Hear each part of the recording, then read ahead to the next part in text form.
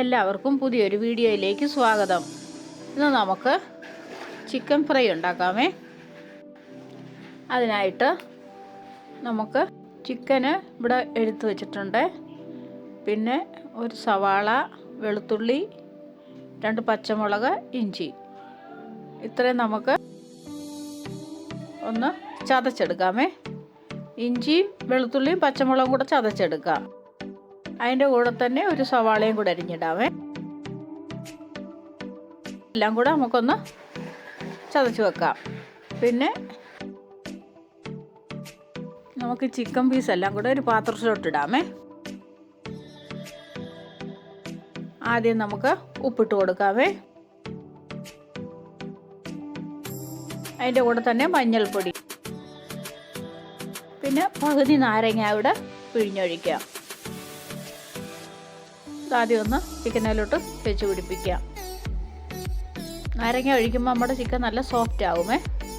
ഇത് നമുക്കൊരു 5 മിനിറ്റ് നേരം അടച്ചു വെക്കാം. അപ്പം ഉപ്പും പുളിയൊക്കെ പിടിച്ചു. ഇനി നമ്മൾ ആദ്യം ചതച്ചില്ലേ, അതിട്ട് കൊടുക്കാം. ഇഞ്ചി, വെളുത്തുള്ളി, പച്ചമുളക്, സവാള ചതച്ചത്,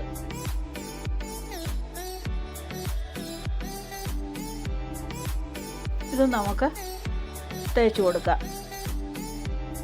ഇതിവിടെ ഇരിക്കട്ടെ ഒരു 10 മിനിറ്റ്. 10 മിനിറ്റ് ഇപ്പം കഴിഞ്ഞിട്ടുണ്ട്. ഇനി നമുക്ക് ഇതിനകത്തോട്ട് 1 ടീസ്പൂൺ മുളക് പൊടി,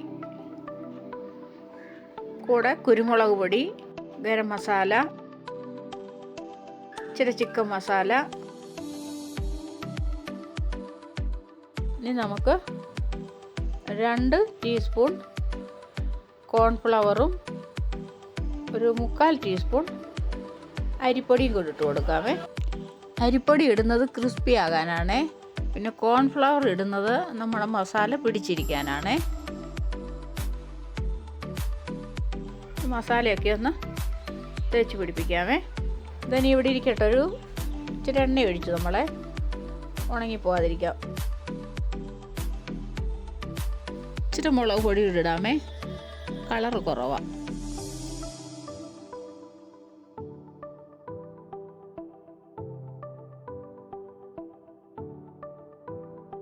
നമുക്കിനി മാറ്റി വെക്കാം.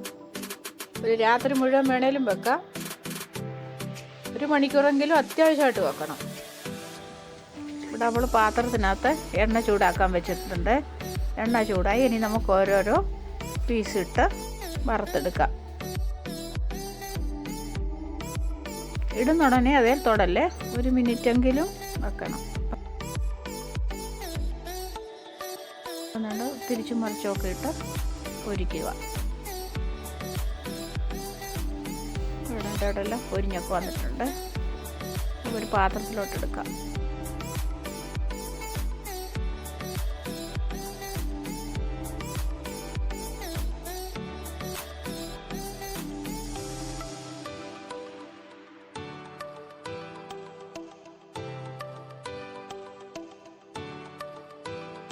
എല്ലാവരും ഇങ്ങനെ ഉണ്ടാക്കി നോക്കണേ. വീഡിയോ കണ്ടതിന് താങ്ക് യു.